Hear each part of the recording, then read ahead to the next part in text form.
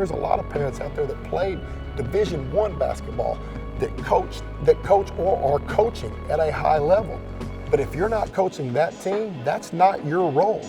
Your role is to be a parent and cheer for your team and your kid. Just an encourager, that's it. Not yell at the referees, not coach your player, but just be a parent. Doc Rivers is one of my greatest examples because I've seen that. One of our AAU teams was playing in a national tournament in Orlando, Florida this has been 18 years ago.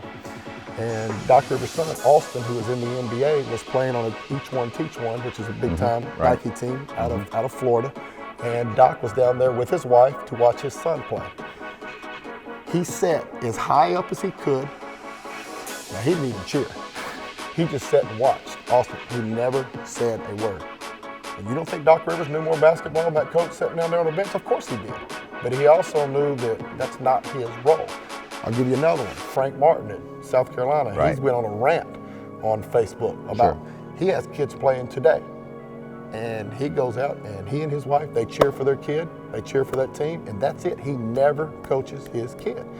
Well, if Frank Martin and Doc Rivers understand that, why can't the rest of us, understand that? We are creating confusion with our kid, and the last thing I want to make on that, when you're doing that and your kid hears you saying things that are conflicting with the coach, that parent is taking away a respect factor of that coach. And the kid's like, well, if my parent doesn't respect him, maybe why should I respect him?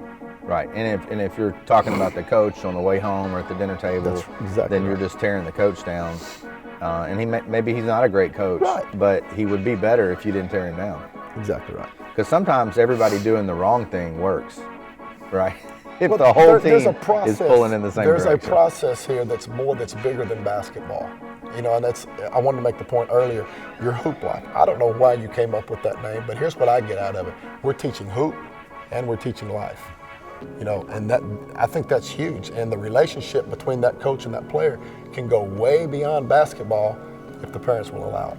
Right, I agree. I'm a coach and a parent, and I played in college, and my dad was a basketball coach, so I got all this history. And it's hard to sit up in the stands and not coach.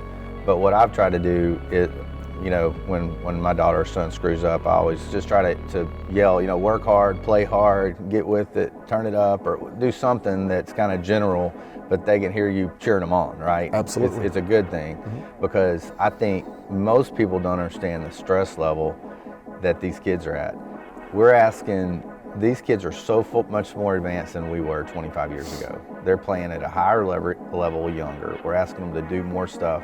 And sometimes we're asking them to do stuff that you shouldn't be able to do at 6th grade, 7th grade. So I think, there's got to be a transformation in regard to the relationship between the coaches and the players, and what the parents say from the stands. It has gotten completely out of hand. And the referees now, there's a shortage of referees because the parents are so crazy during the games and stuff. So there's some issues there. That's right.